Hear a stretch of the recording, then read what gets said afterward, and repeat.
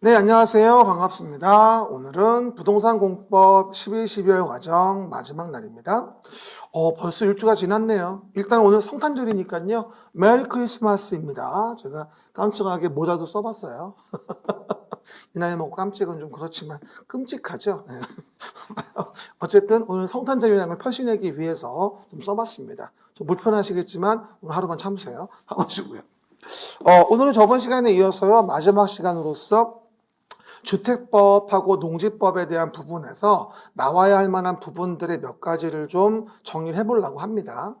그리고 오늘은 이제 마지막으로 이제 끝나고 나서 6주차 우리가 이제 복습 노트에 대한 부분을 보게 되면 이제 6주 과정에 대한 부분에 우리가 복습 노트가 완성이 되어져요. 그래서 그 6장을 다 묶어가지고 우리가 이제 하나의 익힘장으로 활용할 수 있는 거거든요. 그렇죠, 여러분? 거기 활용하시면 되고요. 일단은 주택법은 그림책에서 82페이지 내용 보시면 이제 주택법에 대한 부분이 보일 거예요. 이제 7문제가 나오는 부분인데요. 요거를 좀 이쪽에서 좀 내용 좀 설명을 미리 들어볼게요. 우리가 저번 시간까지 배운 건 뭐였냐면요. 건축법이라는 거에 대해서 일단 배웠었어요. 그래서 건축법은 뭐였었냐면 이렇게 우리가 해당 내용 부분에 대해서 건축물이라는 거를 짓죠. 그리고 해당 내용 건축물이 주택일 수도 있는 거고요. 그러면 이제 건축법에서 건축의 허가를 받아서 건축물을 짓니다. 이렇게 얘기를 해요. 허가를 받아서. 그러면 허가를 받으면 건축이 적법해지는 거죠. 그런데 만약에 그 주택이라는 걸 짓긴 짓는데 그 주택에 대한 부분을 우리가 만약에 한두 채 짓는 것이 아니라 만약에 30호 30세대 이상으로 뭐라고요? 30호 30세대 이상으로 해당 내용 부분에 주택의 단지라는 거를 진다라고 한다면 이건 뭐가 돼요? 단순한 건축물 건축의 허가로서 통제할 사항은 아니라는 거죠. 그러다 보니 이런 경우일 땐 이와 같이 주택이라는 걸 짓고 그 다음에 부대시설, 주택을 여러 세대가 있으니까 공동으로 쓰기 위한 부대시설과 이제 복리시설 관련된 부분들을 설치해 주면서 주택 부대복리시설이 건설된 일단의 토지가 있어요. 뭐라고요? 주택 부대복리시설이 건설된 일단의 토지가 있다. 그냥 주택만 지어가지고는 이렇게 여러 세대가 모여 사는 곳에서는 쓰기가 어려우니까. 그래서 우리가 이런 주택 단지라는 것은 30호 3세대 이상으로 주택 부대복리시설이 건설된 일단 토지로서 따로 무슨 법에서? 주택법이란 법에서 따로 통제를 하게 되고 그 주택법이 다시 7문제가 나오는 뭐다? 오늘 배우는 법이 되어지는 거죠. 그래서 어떻게 본다면 저번 시간에 배웠던 건축물의 일반적인 건축은 적법한 건물 건축을 위해서 건축의 허가를 받아야 하는 걸 배웠다면 그 중에 주택이 30호 30세대 이상이 되어진다면 그런 것은 주택단지라고 해서 단순한 건축법에서 규제할 수 있는 것이 아니라 주택과 부대복리시설을 함께 건설하는 주택단지라는 거, 이거를 건설하는 거에 대해서는 따로 법률이 있다. 그게 주택법이라는 거고, 그럼 이런 주택법은 이런 주택단지를 뭐 한다는 거예요? 건설을 하고 만들어진 주택을 뭐 하죠? 공급하고, 그렇죠? 그다음 뭐가 되어지죠? 관리가 이루어지면서 주택에 대한 건설 공급 관리에 대한 부분을 언급을 하게 됩니다. 그래서 우리가 주택법에 대한 부분은 이런 주택 단지를 건설 공급 관리한다고 이해하시면 되고요. 그럼 만약에 29채를 지었다라고 한다면 이건 건축법에서 허가받는 거예요. 그리고 주택법은 한두 채 짓는 게 아니기 때문에 주택법에서 뭐라 부른다? 이럴 때 30채 이상의 주택단지를 짓는다면 사업계획 승인을 받아서 주택을 지라고 얘기하는 거죠. 그래서 우리가 건축법에서 허가받는 거하고는 절차가 다르니까 이에 대한 부분의 내용들을 혼동하지 마시고 항상 법은 적용 대상을 아셔야 돼요. 그래서 건축법에 대한 부분은 건축물의 건축의 허가. 기억나죠? 뭐라고요? 건축물이라는 것을 건축을 하자. 그럴 때 허가받으면 적법하다. 이걸 배우는 거였고 그 중에 주택단지라고 하는 30호 30세대 이상에 대한 부분에 주택단지라고 한다면 주택 부대복리시설을 건설한 일단 토지를 만드는 것으로서 주택법에서 따로 규제하고 있다. 이에 대한 부분을 건설, 공급, 관리하는 걸 우리는 해당 주택법이라고 보고 주택법에 이런 주택 단지를 지을 땐 사업계획 승인을 받아 주택의 단지를 짓게 된다는 겁니다. 이게 둘 법 간의 관계거든요. 이런 부분을 이해해 보시면 되겠죠. 그럼 우리가 그림책에서 이제 몇 페이지? 82페이지에서 내용을 본다면 이렇게 주택법에 대한 부분이 있어 내용을 보게 됩니다. 그래서 저 왼쪽에다가 제가 이런 식으로 뭐 주택단지 그림도 그려놨고요. 그리고 이 법에 대해서 우리가 시험을 보게 된다 그러면 몇 문제 정도가 우리가 맞출 수 있겠는가라고 한다면 7문제 중 4, 5개 정도는 맞춰주지 않겠느냐라고 설명을 드리게 되는 거죠. 사실은 건축법도 7문제고 주택법도 7문제인데 우리가 여기서 이제 문제를 맞출 수 있는 건 건축법은 한 서너 개 정도, 주택법은 4개나 5개 정도를 맞출 수 있다고 보시면 됩니다. 이게 이제 주택법인데 여러분 이해를 돕기 위해서 제가 사진 몇 장 좀 보여드릴게요. 봐봐요. 그럼 봐보시면요. 사진 몇 장 보여드리면 다음과 같이 내용들을 보실 수 있겠죠. 입니다. 그럼 우리가 주택법이라는 거를 배운다라고 한다면 이렇게 보는 거죠. 주택법은 공동주택 단지, 무슨 뭐 단독주택 단지를 30호 30세대 이상으로 짓는 것에 대해서는 주택법에 따로 사업계획 승인을 받게 되거든요. 근데 보시는 바와 같이 봐봐요. 이렇게 30세대 이상에 대한 부분에 대해서 뭐 공동주택 단지를 지은다 이 얘기죠. 그러면 단지 밖에 이렇게 서울시의 도로 같은 게 있게 되겠죠. 그런 도로 등과 단지 안에 기관시설 등을 연결시키는 시설이 필요한데 이렇게 이제 연결시키는 거 우리가 간선시설이라고 해서 단지 안과 밖을 도로 등을 연결시키는 간선시설도 있고요. 뭐 먼 발치지만 이렇게 주차장 같은 게 있어가지고 차도 되고 도로 댕기지 않습니까? 이런 걸 단지 안에 꼭 있어줘야 될 부대시설이라고 해요. 그럼 당연히 주택이라는 건 당연히 있어야 되는 부분이고 그러면 주택하고 부대시설 또 먼 발치해 본다면 이게 놀이터 같은 거 놀이터 그러면 부대시설 경로당 같은 거 이런 식으로 뭐가 된다? 해당 놀이터 같은 복리시설 그렇죠. 이런 것들처럼 우리가 주택의 단지라고 하는 부분은 보시는 바와 같이 주택, 부대시설, 복리시설이 건설된 일단의 토지를 뭐라 한다 우리가 이걸 주택의 단지라는 말을 쓰게 되고 이런 단지를 우리가 건설, 공급, 관리하는 걸 주택법에 의해서 규제를 가하게 되는 거죠. 뭐일 때? 30세대 이상으로 30호 이상으로 뭐가 된다? 지어지는 것일 때 얘기하는 거겠죠. 만약에 30채가 안 된다면 우리는 단순히 건축법에서 허가받아 짓는 거고 그렇게 건축법에서 허가받아 짓는다면 도로 같은 부대시설이나 무슨 놀이터나 경로당 같은 복리시설이나 이런 것들은 설치하지 않겠죠. 사업계획 승인을 받는 경우일 때 주택, 부대복리시설 건설된 일단 토지를 주택단지라고 하고 그런 거를 사업계획 승인 받아 짓는다 이런 얘기예요. 이건 이제 공동주택 단지 만든 거고요. 그리고 다음 페이지 보시면 뭐가 되는 식으로 이제 단독주택 단지로서 30채 이상 되어지는 단독주택보다 단지를 만드는 경우라면 이런 경우도 단독도 사업계획 승인 받습니다. 30채 이상이라고 한다면 그렇죠? 그런 다음에 단지 내에 이제 부대시설과 복리시설 같은 게 있는데 이런 식으로 단지 내 대표적인 뭐다? 부대시설이라는 게 이런 거죠. 없으면 살 수가 없어요. 그렇죠? 이걸 뭐라 그래요 우리가?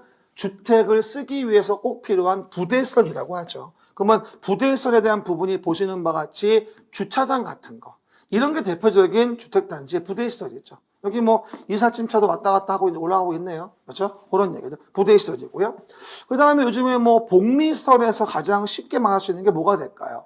없어도 살 수는 있지만 없으면 불편하다고 해서 뭐라 하냐면 복리시설이라는 말을 써요. 주택을 있을 때 꼭 있어야 되는 건 부대시설이고 없어도 살 수 있지만 불편한 건 복리시설이거든요. 대표적인 게 어린이 놀이터.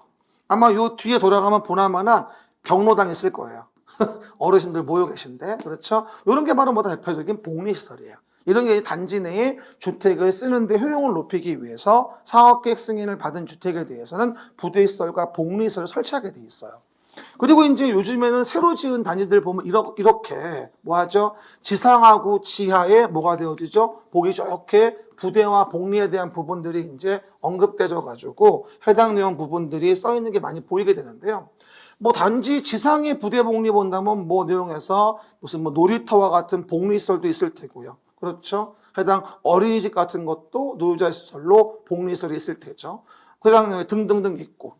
그 다음에 지하 가면 뭐 주차장도 있고요. 그 다음에 피트니스, 뭐 실내 무슨 뭐 골프 연습장, 근린생활시설, 경로당 같은 뭐가 됩니까? 뭐 복리시설도 있고요. 그쵸? 해당 내용 등등등. 이런 식으로 뭐다 요즘엔 점점 요즘에 새로 지어주는 집들을 보면 지상, 지하의 부대 복리시설 등에 대한 부분들이 상당히 많이 배치가 돼 있죠. 요즘에 이제 새로 지은 단지 이렇게 지상에는 주차 라인도 전혀 안 만들고 이제 지하에다가 보통 주차 라인을 많이 만드는 경우들이 많아 요즘에는요. 그렇죠? 이렇게 그래서 해당 내용 본다면 이런 식으로 단지 내에서 부대 복리시설 만들어서 주택의 이용을 도모하게 잘 이용할 수 있도록 지원해주고 도모하는 거죠. 이게 요즘에 이제 주택에 대한 단지에 대한 내용들이에요. 그럼 우리는 이와 같은 주택 단지에 대한 부분에 대해서 이제 그림책의 82페이지를 보시면 내용들에 대한 부분에 대해서 보시면 이제 내용 봐보자는 얘기죠. 그러면 82페이지의 주택법에 대한 목차 좀 한번 얘기해 볼게요. 그러면 다시 한번 지우고 가봅시다. 주택단지라는 걸 이렇게 만들게 됩니다. 그럼 우리가 해당 내용 부분에 대해서 아까 사진에서도 보여드렸듯이 새로운 해당 내용 부분에 주택의 단지를 만든다 가정을 해보자고요. 그렇죠? 그러면 해당 내용 부분에서 주택의 단지를 만들자. 됐죠? 단지를 만들자. 그럼 주택단지는 계속 설명되다시피 주택을 짓는다. 몇 호 몇 세대? 30호, 30세대 이상으로. 그리고 주택을 지어놓고 거기에 부대시설과 복리시설을 같이 설치한다. 아까 사진 보여드렸죠? 단지 내에 부대시설과 복리시설. 꼭 부대시설 없으면 살기 힘든 거. 주차장이나 뭐 아주 단지 내 도로 같은 거. 그 다음에 복리시설로 뭐 놀이터나 경로당 같은 거. 이런 것들을 설치해가지고 우리가 주택을 잘 쓸 수 있게 효용을 더해주는 거죠. 이렇게 주택, 부대시설, 복리시설 건설된 일단의 토지를 뭐라 부른다? 주택단지란 말을 쓰게 된다.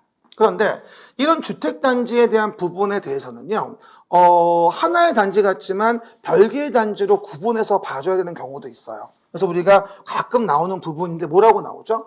다음의 경우는 별개 단지로 보겠다. 모일 때 20m 이상의 일반 도로로 나눠져 있다든가 8m 이상의 도시계획 예정 도로로 나눠져 있다면 이건 뭐로 봐주겠다? 다른 단지로 봐주겠다. 그럼 만약에 단지 내 도로 같은 게 있는데 가만히 봤더니 뭐였다? 8m 이상의 도시계획 예정 도로였고 뭐다? 가만히 봤더니 뭐가 된다? 20m 이상 뭐가 돼? 일반 도로가 됐다. 그럼 이런 것으로 나눠져 있다면 이건 하나의 단지로 볼 수도 없고 그냥 별개 단지로 봐줘야 되겠다. 이렇게 얘기하는 거예요. 이것도 한 서너 번쯤은 나왔을 거예요. 한 번 더 얘기해요. 주택법은 주택 단지를 건설, 공급, 관리하는 걸 배우는 법이에요. 그래서 주택 단지에 대한 부분은 뭐다? 주택 부대복리시설 건설된 일단 토지를 얘기하는 거고요. 만약에 29채의 주택을 짓는다면 건축법에 허가를 받는 것이기 때문에 부대복리는 만들 의무가 없는 거야, 사실은요. 가장 기본적인 주차장 정도만 생기겠죠, 그럴 때는요. 그러다 보니까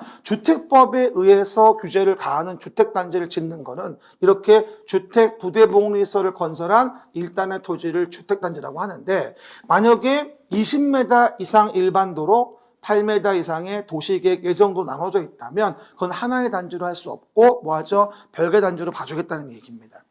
그런데 하나 주의할 건 또 뭐냐면 그럼 봐봐. 이렇게 주택단지를 별개로 보는 경우도 있을 수 있습니다만 이런 거 등을 고려하지 않으면 보통 일반적으로 이게 하나의 단지겠죠.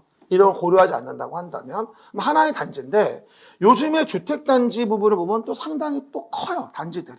그러다 보니까 한꺼번에 사업을 집행하고 주택단지를 만들기는 어려운 점이 많거든요. 그래서 우리 이런 경우를 또 어떻게 하냐면 주택단지의 효율적인 사업을 진행하기 위해서 주택단지, 하나의 단지라고 하더라도 주택단지 이렇게 나눠서 진행할 수 있게 해주는 경우 등이 있어요. 아까처럼 별개 단지로 보는 게 아니라 하나의 단지로 본다고 하더라도 나눠서 진행할 수 있게 해주는 게 있거든요. 그래서 주택단지를 둘 이상으로 나눠 놓은 걸 우리는 뭐라 부르냐. 그래서 이거를 공구다라는 말을 쓰게 돼요. 뭐라 한다? 공구. 그래서 오른 밑에 정의 나와 있죠. 주택단지에서 둘 이상으로 구분되는 일단의 구역을 말하는 것으로서 착공신고나 사용검사를 별도로 수행할 수 있게 사업의 효율적 수행을 하기 위해서 공구라는 게 언급되어져요. 주택단지 중에서 뭐하죠? 나눠 놓은 거예요. 이걸 공구라고 하죠. 한 번 더 얘기해요. 하나의 주택단지로 본다고 하더라도 나눠 진행할 수도 있다고요. 이걸 공구라고 한다고요. 그리고 이런 공구에 대한 부분에 최소한의 뭐다? 공구별 세대수에 대한 부분에 대해선 300세대 이상은 돼야지만 된다라고요. 300세대 이상. 그러면 공구별로 세대는 300 이상 돼야 되니까 적어도 뭐 하려고 그래요? 분할 시행하려면 전체는 몇 세대? 600세대 이상은 돼야지만이 공구별로 분할 시행이 가능해진다. 이렇게 이해할 수 있는 거죠. 이게 바로 뭐다? 공구별 분할 시행인 거예요.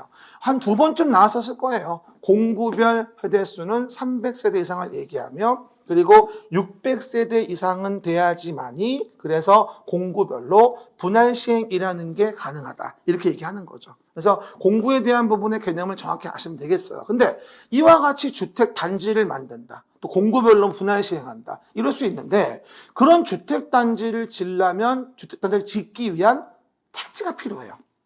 그러면 그 주택 단지를 짓기 위한 택지는 공공택지일 수도 있고 민간택지일 수도 있거든요. 그럴 때 우리가 요즘에 많이 회자되어지는 게 뭐냐면 바로 공공택지에 대한 부분의 정의에 대한 부분인 거죠.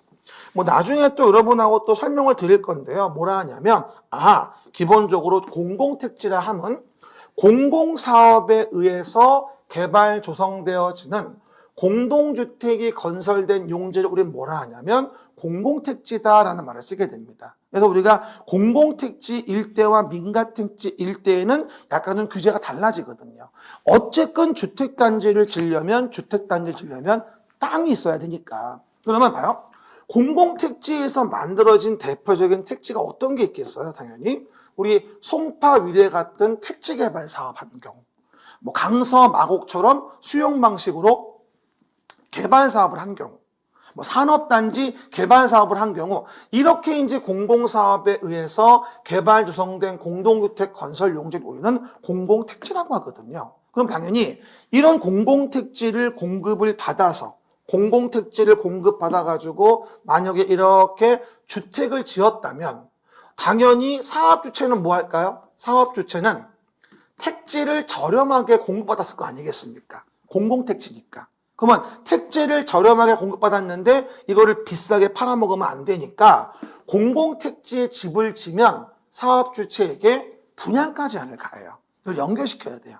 분양가 제한을 가합니다. 그러면 당연히 요 A라는 주택에 대해서 만약에 주변 시세가 5억 원 정도를 했는데 분양가 제한을 받아서 3억 원 정도로 샀다 이 얘기야. A가.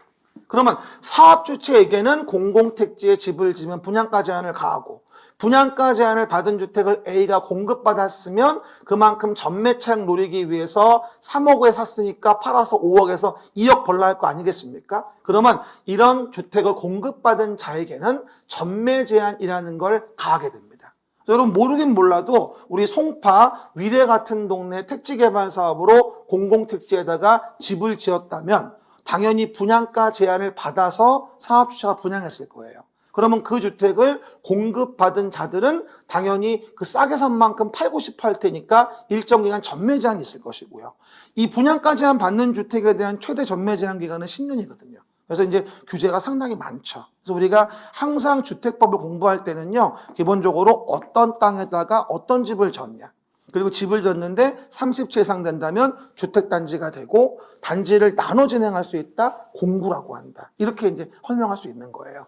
이렇게 해서 사항 등을 정석해 보시죠. 이렇게 해서 이제 봤다면 이 주택법이라고 하는 것은 그럼 이와 같은 주택단지를 오른쪽에 주택단지를 건설하여 공급하고 관리하는 걸 공부하는구나 라고 이해하시면 되고 이 건설과 관련된 부분이 그래서 주택법에서는 가장 중요한 부분이거든요.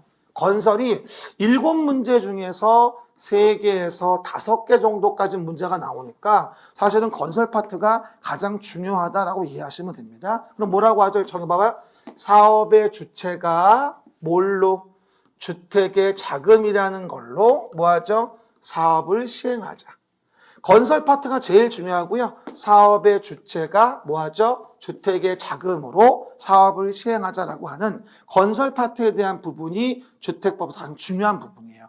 전체가 7문제가 나오는데 3개에서 5개가 건설 파트의 문제가 나오는 거니까 사실 주택법은 건설이 제일 중요한 거죠. 그리고 그 건설 중에서도 이따 비등록 중에 주택조합이라는 사업 주체가 있는데 이건 이따가 뒤에 가서 말씀드릴게요. 그리고 주택에 대한 자금으로 주택상환 사채 같은 걸 발행할 수 있고 주택법은 사업계획 승인을 받아서 주택을 짓는 거죠. 30호 3세대 이상을. 아까 제가 사진 같은 것도 보여드렸고 그렇죠 여러분? 그 얘기들. 그리고 해당 내용 보신다고 한다면 이렇게 사업계획 승인을 받아서 주택을 지었다면 사업계획 승인을 받은 주택은 또 뭘 받아? 공급의 규칙에 대한 규제를 받으면서 통제를 받게 됩니다. 그래서 우리 법에서 건축의 허가를 받는 게 아니라 사업계획 승인을 받아서 30채 이상 주택단지를 짓는 거라면 그 주택을 공급 분양하는 것도 마음대로 할 수 있는 게 아니라는 거예요. 우리 법에 의해서 입주자 모집에 대한 부분에 승인을 받기도 하고, 그렇죠? 복리설을 신고하기도 하면서 공급의 규제를 받는 거죠. 그리고 아까 설명한 바와 같이 여기서 문제가 나올 때 많이 물어보는 건 뭐다? 그래서 질서 문란을 방지하기 위한 전매 제한을 받게 된다는 거. 주택을 얻을 수 있는 지위를 얻었다 해서 함부로 막 팔 수 있는 게 아니라는 거. 그렇죠. 대표적인 게 아까 봤던 거 분양가 제한이라는 걸 받는 주택을 공급받았다. 그러면 해당 내용 부분에 대해서 당연히 전매 제한을 받게 됩니다.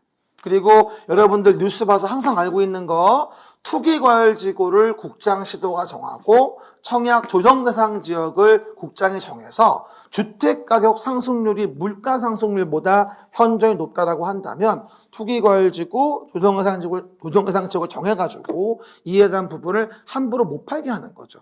그래서 여러분들이 뭐 저번 주에 목요일도 보니까 뭐 창원 의창구하고 뭐 토기과열지구에 또 새로 지정됐고요. 뭐 청약 조정 대상 지역이라고 해서 과열 양상이 보이는 곳 등에다가 전국에 111군데라고 하는 동네에다가 우리가 청약 조정 대상 지역을 정했잖아요. 세법 배울 때는 뭐 규제 지역 뭐 이래가지고 각종 과세할 때 뭐 중과되거나 등등 그런 부분, 대출 규제 받는 부분들이 있고요. 그러다 보니 우리가 실제 중개업을 나가다 보면 투기과열지구나 조정대상 지역에 대한 부분에 대해서 상당히 많이 만나게 되는 부분이고요. 서울은 전체가 다 투기과열지구예요. 서울은 전체가 다 조정대상 지역이고요. 그렇죠. 그래서 우리가 공급과 관련된 부분에 대해선 주로 여기 전매 제한 관련된 이 부분을 물어보면서 문항수는 보통 하나에서 2개 정도 문제가 나오는 게 일반적인 모습이에요. 그렇죠. 그리고 관리와 관련된 부분은 뭘까요? 건설된 주택을 공급 분양했으면 이제 입주할 거 아니겠습니까? 그러면 이제 관리가 이루어지게 되는데 이 관리 파트에 대한 부분은 원래 그 공동주택 관리에 대한 중요한 내용들이 많이 포함이 돼 있었거든요. 근데 이제 한 5, 6년 전쯤에 공동주택 관리법이라는 게 별도로 만들어졌어요. 그래서 이제 분가했죠, 이 법에서. 그래서 주택법의 관리 파트의 내용은 거의 내용이 남아있는 게 몇 개 없어요. 그래서 요즘에 주택법의 관리 파트의 부분은 리모델링 관련된 거 이외에는 거의 물어보지 않습니다. 리모델링 관련된 거 이외에는. 그래서 우리가 관리 부분은 0개에서 1개 정도고 주로 물어보는 부분은 뭐다? 리모델링이라는 걸 물어보는구나 라고 일단 이해해 보시면 될 것 같아요. 그래서 우리가 주택법에 나오는 부분에 대해서 우리가 본론적인 내용을 본다 한다면 주택법은 주택의 건설, 공급, 관리에 대한 부분에 대해서 3가지에 대한 부분들을 공부하게 되고 주로 뭐가 중요하다? 건설 파트에 대한 부분을 잘 이해하는 게 물론 중요하다라고 이해하시면 돼요. 그런데 아까 제가 왼쪽에 그림을 얘기할 때 이거 말 안 한 것 같네요. 좀 봐보세요. 뭘 또 봐야 되냐면 이렇게 주택의 단지를 만드는데 이 단지 안에 있는 여러 가지 뭐가 돼 있어요? 도로, 상하수도, 전기, 가스통신, 지역난방 등의 기관시설이 있잖아요.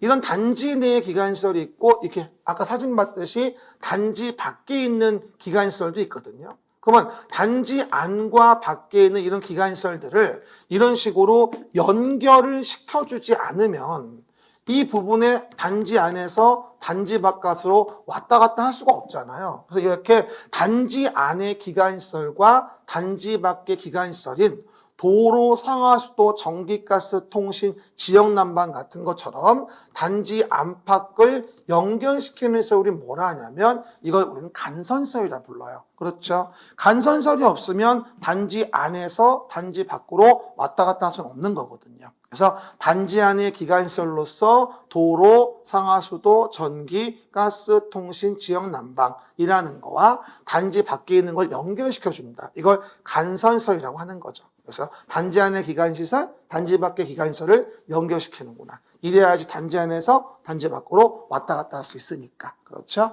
이렇게 어떻게 본다면 주택법이라고 하는 것은 이런 30채 이상 짓는 주택단지를 건설하고 공급하고 관리하는 거를 하나하나 주제를 잡아서 내용을 진행하는 거다. 그게 주택법이구나라고 이해하시면 돼요. 항상 얘기하죠. 어딜 가든 간에 그걸 뭘 배우는지를 대상을 먼저 아셔야 한다고. 아까 얘기했죠. 건축법은 건축물의 건축을 허가받으면 적법해 진다는 일반적인 법이고요.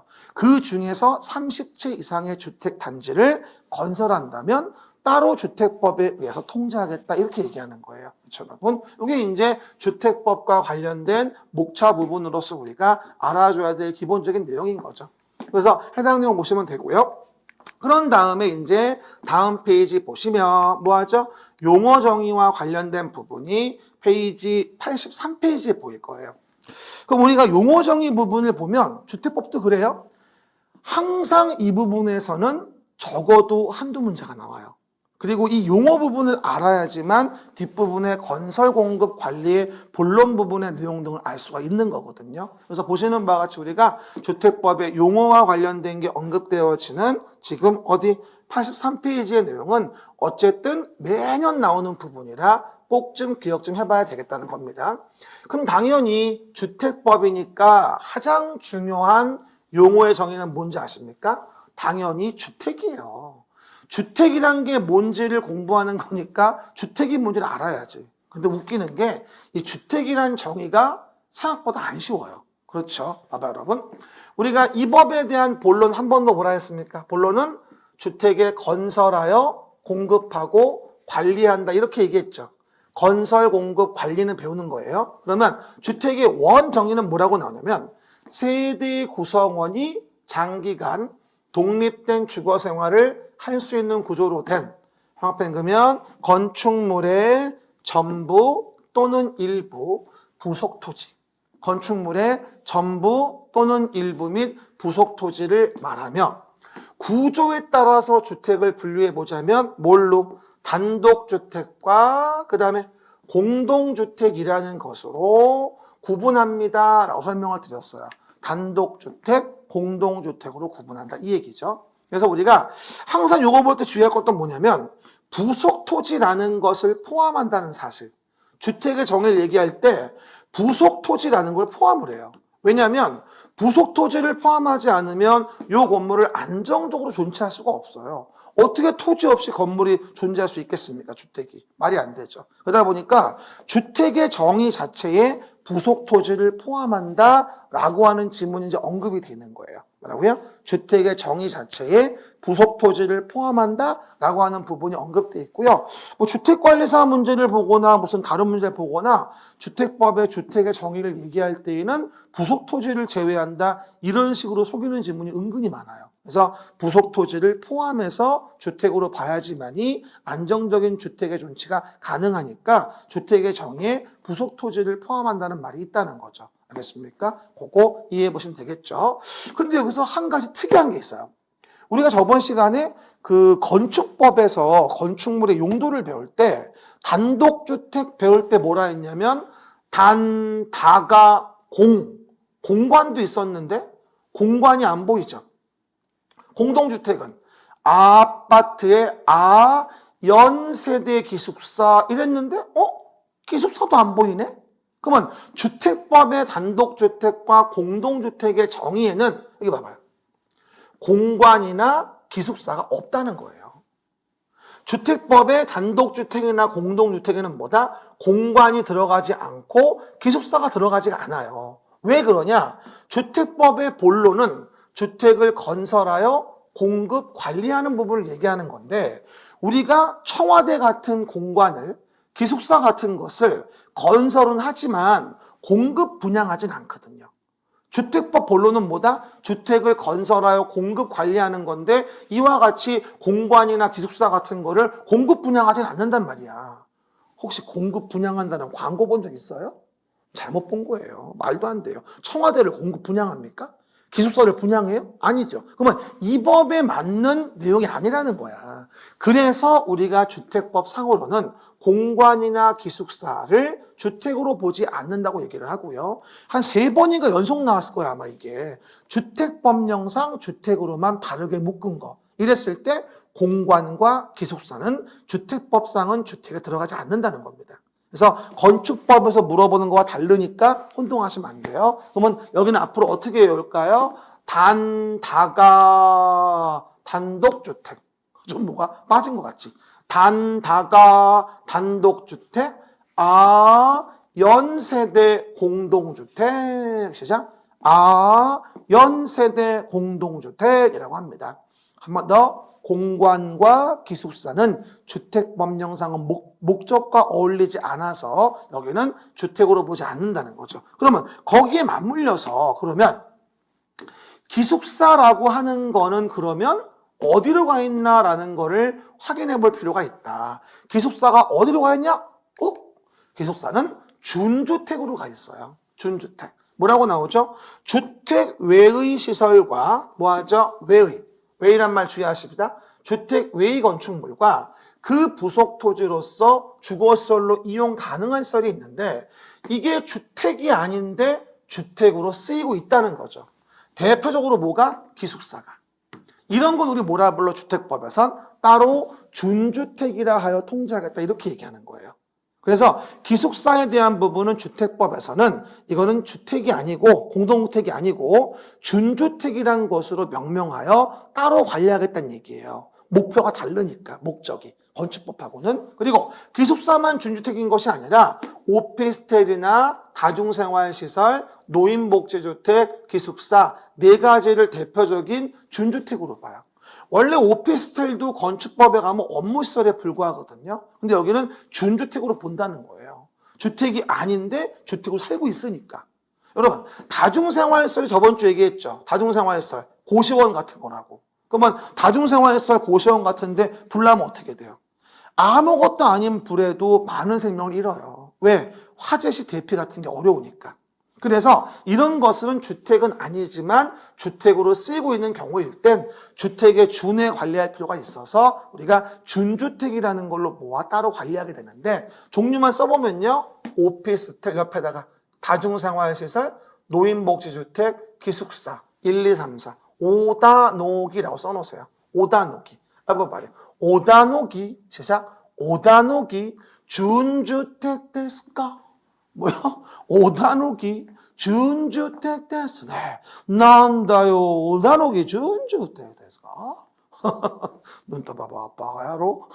오해하지 마시고, 농담입니다. 어쨌든, 해당 내용 부분에서 오다노기 준주택, 오다노기 준주택, 오피스텔 다중생활시설, 노인복지주택, 기숙사, 오다노기 준주택, 오다노기 준주택. 물어봅시다. 기숙사는 공동주택에 해당한다? X. 주택법상은 기숙사는 준주택이 있습니다. 오다노기 준주택이죠. 이래서 우리가 기숙사에 대한 부분이 어딨나? 준주택 확인해 봤고요. 그럼 다시 왼쪽으로 와서 주택을 자금에 의해서 분류해 보자라고 생각해 봅시다. 주택을 자금에 의해서 분류해 보자. 그러면 주택은 공적 자금이 들어가서 지어진 거라면 우리는 뭐라 부르냐면 국민주택이다라는 말을 쓰게 되고, 공적 자금이 투입이 안 됐다라고 한다. 국민주택이 아니다. 그럼 나머지를 우리 민영주택이라고 합니다. 그래서 여러분 나중에 시간 되면 또 설명을 드리겠습니다만 이게 국민주택을 공급하는 방법하고 민영주택을 공급하는 방법이 달라요. 기본적으로. 자세한 내용은 나중에 얘기합니다. 그래서 국민주택인지 민영주택인지에 대한 구분을 알아야 되는데 주택을 구분할 때 공적 자금이 투입됐다면 국민주택이고 그게 아닌 나머지를 민영주택이라고 하는데, 그러면 국민주택은 당연히 공적 자금이 투입이 됐어. 그러면 공적 자금이 투입이 됐으니까 당연히 뭐 해야 되지? 해당 내용 부분에 대해서 조그맣게 져서 많은 세대가 혜택을 볼 수 있게 해줘야 돼. 그러니까 공적 자금이 들어간 주택은 규모에 대한 부분을 규제를 가해서 국민주택 규모 이하로 지었을 때를 얘기하는 거야. 많은 세대가 혜택을 봐야 되니까 뭐 하죠? 규모를 작게 하는 거죠. 그래서 우리가 국민주택의 의의가 나올 때는 그 자금적인 구성과 규모가 맞는지를 같이 이해해 줘야 돼요. 일단 어떤 자금을 얘기하는지 어떤 자금인지 먼저 얘기한다면 거기 써져 있죠? 기역 니은에 뭐라고? 기역번 국가지방자치단체 토지주택공사 지방공사가 건설을 했어요. 시작. 국가지방자치단체 토지주택공사 지방공사가 건설을 했다. 그러면 공적 주체인 4인방이 자금을 내서 지은 집이니까 당연히 국민주택의 재원이 된다 봐야 됩니다. 공적 주체가 지은 거니까 국가지방자치단체 토지주택공사 지방공사가 건설했으니까 그거는 공적 자금 들어간 거죠. 그러나 국가지자체가 직접 지은 게 아니어도 그 재정의 지원을 받았다. 그래도 국민주택이 되고, 또 주택도시기금이라고 하는 공적 자금의 지원을 받아 지은 것도 우리는 국민주택이다라고 하는 부분으로 설명을 드리게 됩니다. 그래서 오해하지 말 것은 뭐냐면 국가지자체의 재정, 주택도시기금의 지원을 받아서 건설 개량된 것도 국민주택이다. 그리고 또 우리 주택도시기금 이거 국민주택기금 아니에요? 라고 물어보는 분들도 있는데, 그렇게 물어보시는 분은 좀 어르신들이 많겠죠. 옛날엔 그게 국민주택기금이라는 말 썼어요. 근데 지금은 좀 이제 법이 바뀌고 하면서 주택도시기금이라는 걸로 이제 개정을 했는데, 요즘에 또 그래가지고 뭐 HUG인가요? 그래서 뭐 하우스 어반 개런티 이래가지고 주택도시 뭐하죠? 보증공사에서 이 주택도시기금을 뭐 국장으로부터 이제 위임받아가지고 관리 운영하지 않습니까? 그래가지고 뭐 서민들 주거 안정에 뭐 지원도 해주고요. 뭐 최초 구입 자금이라든가 무슨 뭐 도시형 생활주택 서민 주거 안정으로 기금을 뭐 저리로 융자해 준다든가 이런 이제 공공적인 주택 사업에 쓰는 자금으로 가지고 있는 거죠. 그러니까 별도로 모아놓은 국민 주거 안정을 위한 특별회계 기금이라고 이해하시면 돼요. 그래가지고 우리가 주택도시 기금의 지원을 받은 것도 국민주택이라고 하는 거죠. 그러니까 민영주택 가지고 민간건설의 사업자가 지은 걸 민영주택이라고 한다 이러면 안 돼요. 민간건설이어도 공적 자금인 주택도시기금 등의 지원을 받았으면 그건 국민주택이거든. 그러니까 국민주택이 아닌 나머지가 민영주택인 거지 민간건설사가 지었다고 그냥 민영주택이라 볼 수는 없는 거거든요. 알겠습니까? 그거 혼동하시면 안 되게 되겠죠. 그 얘기입니다. 그러면 여기서 국민주택 규모라고 하는 건 얼마를 말하냐 이 얘기지. 그러면 국민주택 규모와 관련된 거 봐봐. 주거 전용 면적이 얼마요? 85제곱미터 이하. 그리고 수도권이 아니고 그리고 도시지역이 아닌 읍면의 지역이면 최대 얼마까지 100제곱미터까지도 할 수 있다는 얘기죠. 도시지역이 아니고 수도권이 아니고 도시지역도 아니고 그러한 곳의 읍면이면 수요가 많지 않을 거 아니에요. 수도권도 아니지 도시도 아니지. 그러면 그런 경우일 때에는 최대 100제곱미터까지 주택의 규모를 인정하는 경우도 있다는 거야. 국민주택 규모. 그거 좀 물어보죠. 국민주택의 최대 규모는 100제곱미터까지 할 수도 있다. 오. 왜? 수도권이 아니고 도시가 아닌 읍면이면 100까지 가능하거든요. 하지만 수도권이면 어쨌든 85 이하로 해야 되겠죠. 그렇죠? 근데 처음 공부하시는 분들 위해서 한번 말씀드리면 우리 법에서 나오는 면적은 다 뭐예요? 주거 전용 면적이에요. 뭐라고요? 법에서 나오는 면적은 다 뭐다? 주거 전용 면적이거든요. 근데 뭘 얘기하는 거냐면 이게 우리 사실은 분양 면적이 115이면 115제곱미터면 우리 보통 아는 31~2평짜리 얘기하는 거죠. 그러면 전용 면적이 85고 공용 면적이 30이에요. 그렇죠? 그러면 그 중에서 뭐다? 이거 주거 전용 면적. 이거 얘기하는 거예요, 지금. 그래서 법에서 얘기하는 면적은 우리 법은 뭐다? 다 주거 전용 면적을 얘기하는 거니까 이걸 분양 면적으로 오해하시면 안 돼요. 근데 우리 실무를 나가보시면 업계에서는 이제 업자들이 자기가 가진 집을 크게 보이기 위해서 분양 면적 가지고 자꾸 말을 해요. 근데 그건 업자 입장인 거고, 우리가 법에서 언급할 때 주택의 면적은 항상 주거 전용 면적에 대해서 언급하는 거니까 혼동하시면 안 돼요. 우리 이제 공부하는 거니까 주택에 대한 면적이 나오면 그냥 다 주거 전용 면적이구나 라고 이해하셔야 됩니다. 아셨죠? 착오하시면 안 되니까. 이래서 우리가 주택의 자금에 대한 분류가 이루어지면 국민주택과 민영주택이 있는 거고요. 그래서 우리가 이 부분에 대해서 작년도 문제를 봤을 때 이 위쪽 칸에 있는 요 내용들 있죠? 주택의 구분, 단독주택, 공동주택, 자금 분류, 국민주택, 민영주택, 그리고 준주택 관련된 거와 시설로서 부대시설, 복리시설, 간선시설 같은 것들을 우리가 31회 때 두 문제 가량으로 이게 문제가 나왔었거든요. 아까 제가 준주택 설명드렸고 시설 부분 한 번만 다시 얘기해 주면, 시설 부분은 아까 그림에서 앞에서 봤듯이 우리는 부대시설이라는 게 있고 복리시설이 있고 간선시설이 있다고 말씀을 드렸었어요. 부대시설, 복리시설, 간선시설. 한마디로 뭐예요? 부대시설은 쉽게 이해할 때 필수 부대. 없으면 못 산다 이 얘기야. 가장 대표적인 게 주차장이나 주택단지 안에 도로 같은 거. 작년 지나간 31회 때는 방범 설비를 물어봤더라고요. 다 부대시설입니다. 그죠? 그런데 복리시설과 관련된 부분을 본다면 우리가 복리시설은 없어도 뭐 살 수는 있지만 없으면 불편한 거를 복리시설이라고 합니다. 그럴 때 어린이 놀이터와 경로당이라는 게 대표적인 복리시설인데, 요거 나올 때 우리가 대표적으로 이거를 부대시설이라고 나오면 되게 헷갈려요. 우리가 어린이 놀이터 경로당 외울 때는요, 어놀 경로당은 복리. 부대 아니에요. 제작 어놀 경로당은 복리. 어린이 놀이터 경로당은 복리시설. 제작 어린이 놀이터 경로당은 복리시설. 물어봅시다. 어린이 놀이터와 경로당은 부대시설이다 이러면 안 되는 거죠. 그렇죠? 뭐라고 이해하자? 부대시설은 없으면 못 사는 거고 복리시설은 없어도 살 수 있지만 불편하다고 느껴지는 거. 이게 복리시설이에요. 그렇죠? 그리고 요번에 30일의 문제에서는 뭐 주민 공동시설도 해당 내용 부분에 복리시설이라고 설명을 드렸었죠. 주민 운동시설 말이 아니라. 그래서 다 마찬가지로 복리시설입니다. 그리고 간선시설은 뭐가 되죠? 단지 안에, 아까 그림 기억나죠? 안에 기간시설을 밖에 있는 기간시설, 그래서 도로, 상하수도, 전기통신가스, 지역난방 같은 기간시설을 서로 단지 안팎을 연결시켜줘. 아까 앞에 이제 그림에서 얘기했죠? 그걸 우리가 간선시설입니다 라고 설명을 드리는 거고요. 아셨죠? 이게 뭐라? 해당 내용의 시설의 종류가 되어지겠죠.